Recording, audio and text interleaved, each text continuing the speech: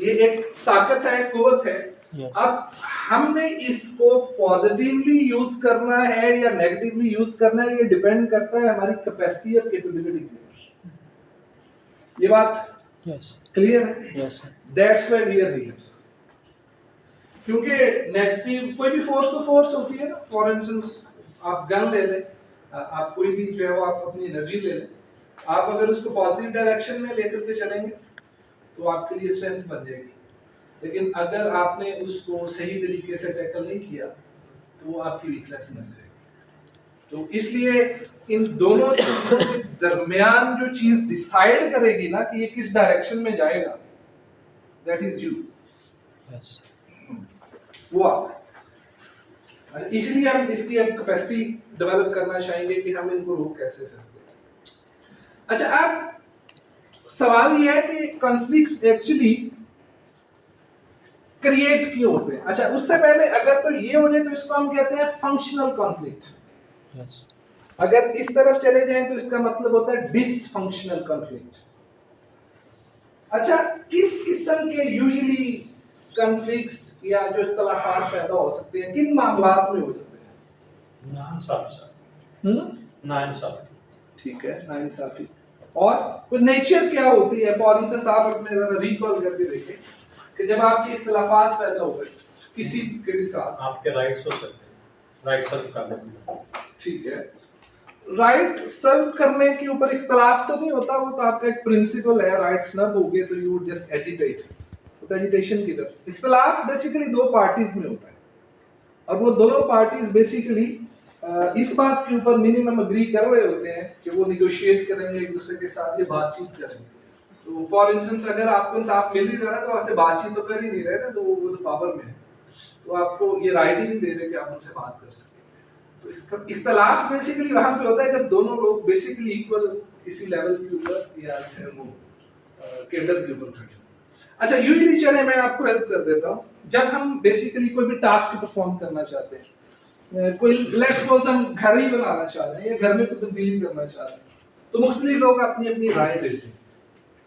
एक राय होती है कि ये काम करना चाहिए या नहीं करना चाहिए, उसके ऊपर इख्तलाफ हो सकता है। इसको कहते हैं टास्क रिलेटेड कॉन्फ्लिक्ट, कि भाई ये जो काम हमने करना है ये सही भी है या नहीं है। और आपने अंदाजा अपनी लाइफ में किया होगा कि समटाइम आपकी राय दूसरे से नहीं मिल रही।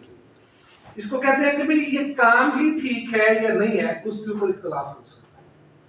दूसरा इख्तलाफ जो होता है वो होता है कि अच्छा चले काम तो ठीक है, अब इसको करना कैसे है उसके ऊपर इख्तलाफ पैदा हो सकता है। इसको कहते हैं procedural conflict.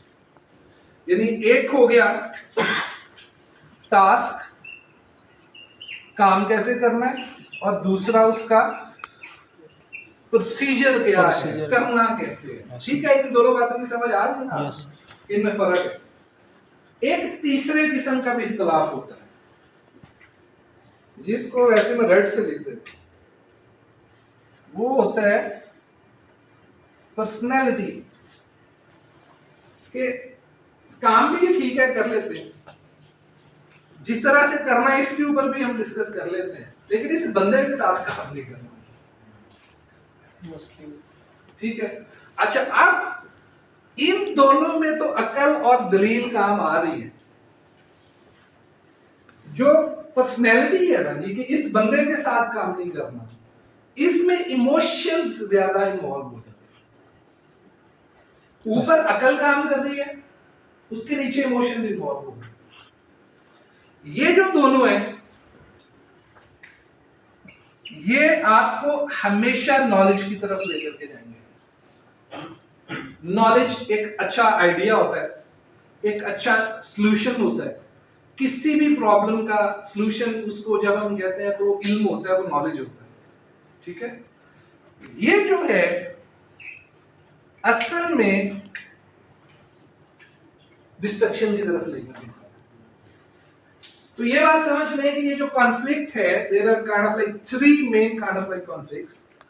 One is related to task, जो काम है हमने कैसे करना है। Second is related to procedure, और तीसरा है पर्सनालिटी। इनमें these two are good and this one is really bad.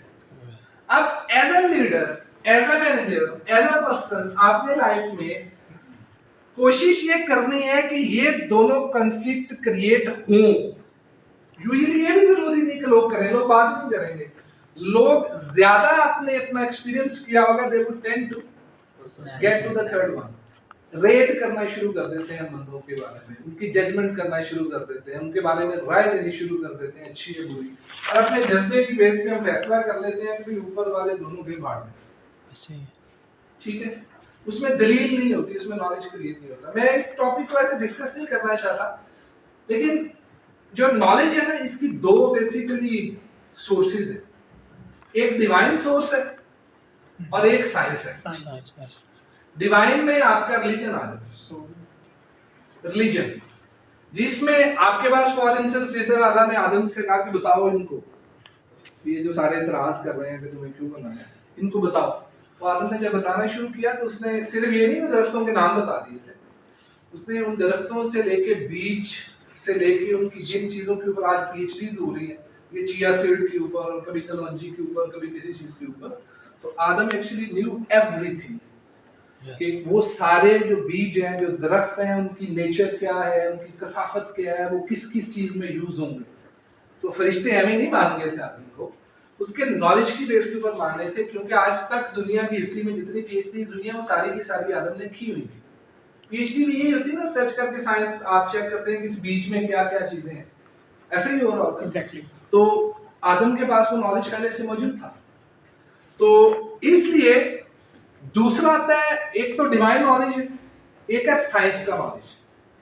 हमने एक चीज तो तय कर ली हुई थी कि डिवाइन नॉलेज के ऊपर ना कोई इख्तिलाफ होगा और ना कोई उसको चैलेंज करके रिसर्च करेगा और अपने पर्सपेक्टिव प्रेजेंट करेगा। इसलिए आप आज भी देख लें कि पूरी दुनिया में जो रिलीजन्स हैं, ये को बहुत ज्यादा नॉलेज नहीं दे सके इंसानियत को, जिसकी बेस पे ये कोई नए फ्रेमवर्क्स बना सकती, कोई पॉलिसीज बना सकती, कोई इकोनॉमिक फ्रेमवर्क्स बना सकती। उसकी रीजन ये थी कि वहीं पे रोके, वहीं पे लड़ाई शुरू होगी। जो ही किसी दूसरे ने अपना पर्सपेक्टिव दिया, वहां पे रौला डल गया, इसके ऊपर बहस ही नहीं हुई, और वहीं पे सारे के सारे सेक्स, सबने कहा ये मेरी मस्जिद है, दूसरे ने मेरा मंदिर है, जिसने कहा ये मेरा है, और उसके ऊपर कोई आगे चीज डेवलप नहीं हुई। साइंस में ये है कि मैंने एक पेपर लिखा, मैंने एक अपना पर्सपेक्टिव दिया, उसमें देता हूँ, और मैं उसमें नोट करता हूँ कि जी मेरे से पहले इन लोगों ने इसी इशू के ऊपर ये पर्सपेक्टिव दिए हुए हैं, लेकिन मैं उनकी तनकीद नहीं करता इस तरह से कि जी ये बंदा गलत था। मैं उसके आइडिया के ऊपर अपना आर्गुमेंट देता हूँ कि इसके आइडिया में ये चीज प्रॉब्लली मिसिंग थी, और मैं इसको एक साइंस के तरीके के अकॉर्डिंगली रिसर्च करके, डाटा कलेक्ट करके आपको प्रूव करूंगा कि जो मैं कह रहा हूँ वो ठीक है। लेकिन मैं उसमें ये नहीं कहता कि मैं एब्सोल्यूट हूँ, तो जो मैंने कह दिया आज बस, इसके बाद इसको कोई चैलेंज नहीं कर सकता। Things keep evolving and changing, और नए आप लोग आएंगे तो आप एक और रिसर्च करेंगे और आप इसको आगे लेकर चलेंगे। तो ये जो नॉलेज रुकता है, इसकी कीमत हम सबको, सोसाइटीज को, कम्युनिटीज को अदा करनी पड़ती है, जो कि हम कर भी रहे हैं। अब फॉर इंस्टेंस आप ओवरऑल देख लें कि जिनको हम थर्ड वर्ल्ड सो कॉल्ड या फर्स्ट वर्ल्ड कहते हैं, उसमें डिफरेंस सिर्फ बेसिकली ये है कि जो नॉलेज की प्रोडक्शन थी, जब तक इवन कि आप एंशिएंट हिस्ट्री इस्लाम की उठा के देख लें इन कंट्रीज की, जो हमारे साइंटिस्ट थे वो सारे के सारे अगर बाद में मार दिए गए, वो उस टाइम हमारा सबसे बेस्ट टाइम था दुनिया में, क्योंकि हम नॉलेज प्रोड्यूस करते थे, तो सारी दुनिया आपके पास आती थी, लोग पर्शियन सीखते थे, आपकी लैंग्वेजेस सीखते थे, आपसे वो इल्म लेने के लिए जो आप प्रोड्यूस कर रहे थे साइंटिफिकली।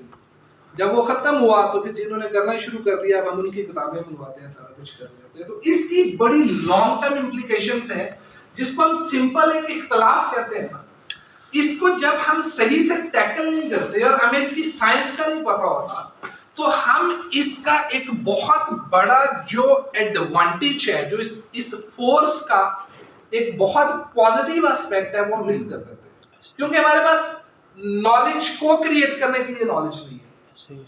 एक बहुत देर तक हम ये कहते रहे कि कंफ्लिक्ट अवॉइड होने चाहिए, कि कंफ्लिक्ट होना ही नहीं चाहिए। अब आप ये समझना कि भाई अगर ये दो कंफ्लिक्ट्स नहीं होंगे ना, तो आप आगे नहीं बढ़ सकते, आपको नई प्रोडक्ट नहीं दे सकते, आपको नई मेडिसिन नहीं बना सकते, आपको नया फ्रेमवर्क नहीं बना सकते, आपको नया गवर्नेंस का मैकेनिज्म नहीं बना सकते। और हमने इसके ऊपर काम नहीं किया और बाकी दुनिया ने किया, अब सारे वो चीजें हमें बेच रहे हैं। तो तो आपके लिए, सबके लिए बहुत इंपॉर्टेंट है कि इसको अपनी लाइफ में एक पर्सनल अप्रोच बनाएं, अपने माइंडसेट को चेंज करें और बताएं कि you are going to be a good conflict resolver and conflict management strategist,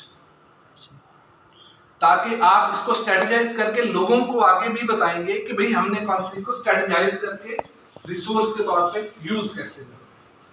अच्छा, अब सर जी छोटा सा सवाल है। Sure sir. सर ये जो पर्सनैलिटी कॉन्फ्लिक्ट में आपने बात की, फर्ज करें ये फाउंडेशन एक कंस्ट्रक्शन करवाना चाह रही है और उस कंस्ट्रक्शन में पहले एक कॉन्ट्रैक्टर से उन्होंने काम करवाया था जिसका काम का मेयार ठीक नहीं था। अब जब नई कंस्ट्रक्शन पे बात हो रही है तो उसमें मैनेजमेंट लेवल के बंदे कह जो फलां कंपनी है या दो कंपनीज को हम कह रहे हैं कि ये दो कंस्ट्रक्शन कंपनीज में लास्ट टाइम इनके साथ हमारा एक्सपीरियंस बुरा रहा है, तो इसको हम personal this is not procedure. Task के ऊपर अभी इशू नहीं है। टास्क तो ठीक है कि we should go for extension. अभी है कि करना किस तरह है। उसमें लास्ट टाइम जिस बंदे ने किया था उसकी ओवरऑल क्रेडिबिलिटी के ऊपर जो है वो एविडेंस और जो है वो प्रेजेंट होंगे और उसकी बेस के ऊपर since that guy was not reliable और लाइक क्वालिटी ओरिएंटेड, तो हम कहेंगे कि उसको चेंज कर दें। ये नहीं हुआ कि बंदे का काम बहुत अच्छा था और हम कहेंगे जी मेरा उससे जाती इख्तिलाफ है इसलिए उसको हायर नहीं करना, और अगर दूसरा कह रहा है कि इसको कर लिया, मैं उससे कहूँ कि भाई मुझे बंदा पसंद नहीं है, और आप कहें कि यार आप क्यों पसंद नहीं है, उसने काम ठीक किया है, सारा कुछ ठीक किया है, वाज ऑन मेरिट, और आप कहें जी बस मैंने कह दिया है मुझे वो बंदा पसंद नहीं है।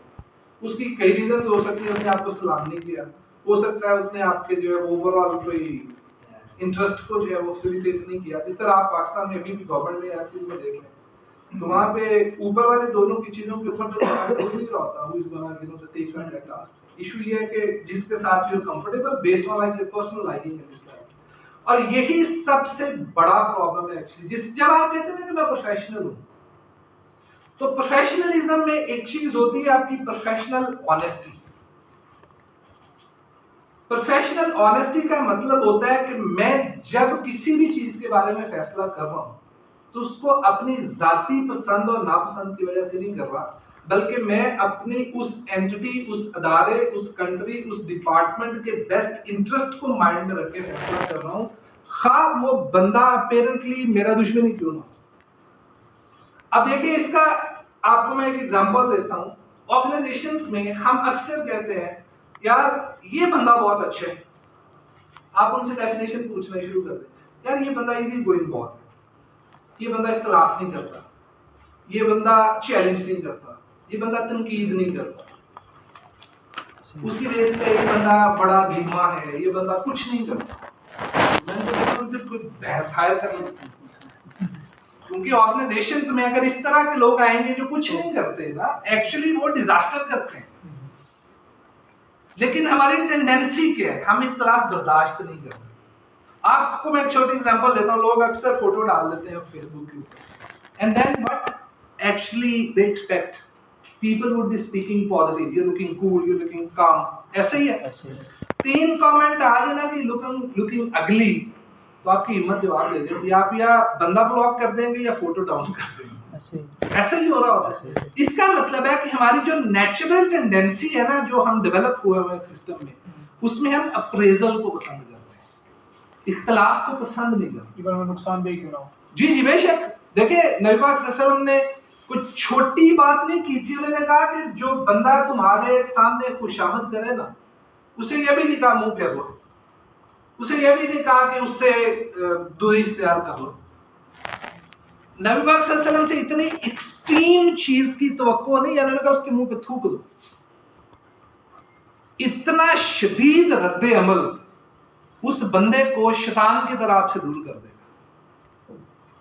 आप देखें ना कि थप्पड़ भी इससे कम रद्द अमल है कि थप्पड़ मार दो उस बंदे को, उसको फॉर इंस्टेंस अपने आप से दूर कर दो। लेकिन आपकी साइकी और आपकी नफ्सियात के ऊपर जिंदगी में जो सबसे बड़ा अटैक होता है, जिसको आप रेजिस्ट नहीं कर सकते, मैं आपको लिख के दे रहा हूं, वो है तारीफ। ये इंसान को ऐसे ही होती है कि जब खुदा ना खासा ड्रग्स ली जाती है ना, तो फिर आपकी जो शऊर और सारे रिफ्लेक्सेस है ना, वो हाईजैक हो जाते हैं। फिर आपको फॉर इंस्टेंस सुन हो जाए बॉडी का कोई पार्ट, तो आप चाहने के बावजूद भी उसको नहीं हिला सकते। ये तारीफ इतनी खतरनाक चीज है। अब आप पूरी हिस्ट्री उठा के देख लें, सल्तनतों से लेके ऑर्गेनाइजेशन से लेके हर जगह के ऊपर जो सारी सल्तनतें डीबी जो है वो क्लैप्स कर दी, उनकी एक रीजन थी, जब आपके फाइनल डिसीजन मेकर्स के इर्द गिर्द सारे खुशामदी इकट्ठे हो गए और ये चीजें मिसिंग हुई। तो अपनी जिंदगी में एक चीज तो मैं आपको मैसेज देता हूं, मैं अपनी ऑर्गेनाइजेशन बनाऊं, मैं कोई भी सिस्टम बनाऊं, मैं जिंदगी में सबसे ज्यादा जिस बंदे से मुहताज रहता हूं ना, लिटरली वो है जो मेरी जरूरत से ज्यादा तारीफ करता है। मैं अलर्ट हो जाता हूं उस बंदे से, मुझे वो बंदा इनकॉम्पिटेंट लगता है।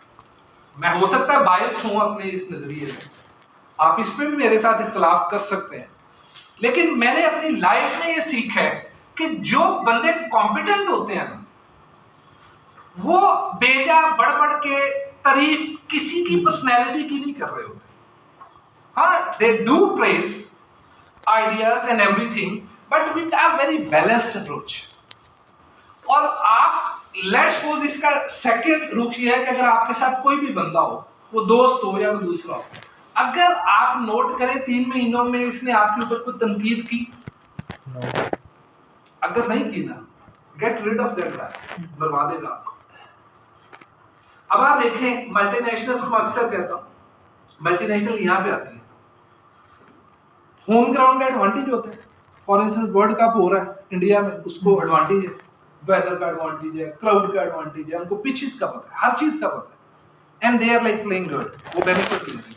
हमारे पास जब इंटरनेशनली आती हैं यहाँ पे फॉर्म्स, तो आके हमारी जो लोकल फॉर्म्स हैं, जिनको कल्चर का पता है, जिनकी हिस्ट्री है, यहाँ पे लोग हैं, सारा कुछ, उनको वो वाइप आउट कर देते हैं यही से बंदे हायर करके। तो मेरा सिंपल सवाल होता है कि वो जो कंपनीज मल्टीनेशनल्स आती हैं, वो क्या लेकर के आती हैं बाहर से, जिसकी बेस के ऊपर वो कम्पीट कर लेती हैं? ब्रीफकेस तो नहीं लेकर के आती ना, कुछ उसमें मशीन तो नहीं निकाल लेती। अगर नेस्ले आ रहा है तो दूध वहां से तो नहीं लेकर के आ रहा, उनके बंदे आते हैं जहाज में बैठते हैं, यहाँ बैठते हैं, क्या लेकर के आते हैं? Management approach. This is actually management approach. ये conflict resolution, the way you would be tackling up with such kind of like conflicts, this is called the pure management approach। ये आप अपनी लाइफ में भी अप्लाई कर सकते हैं, लेकिन थिन लाइन बहुत ज्यादा है। ये करते करते करते करते यहां तक पहुंच जाता है और आपको पता भी नहीं चलता, इतनी थिन लाइन है। और आपको बहुत अच्छे तरीके से पता होना चाहिए कि कहां से ये टास्क कॉन्फ्लिक्ट क्रिएट हुआ, और इख्तलाफात इस तरह से नहीं बढ़ने चाहिए कि अल्टीमेटली वो पर्सनैलिटी में कन्वर्ट हो जाए। ये दोनों चीजें अल्टीमेटली इसमें कन्वर्ट हो जाती हैं। लॉन्ग कर दिए, मेरिट ना हो, प्रोसीजर ना हो, तो यहाँ पे चली जाती है। अच्छा चलिए, अब टाइम शॉर्ट है, हमने इससे ज्यादा आगे बात करनी है। आपके ख्याल में कॉन्फ्लिक्ट ये बेसिकली कोई भी है, स्पेशली पर्सनैलिटी है, ये होता क्यों है?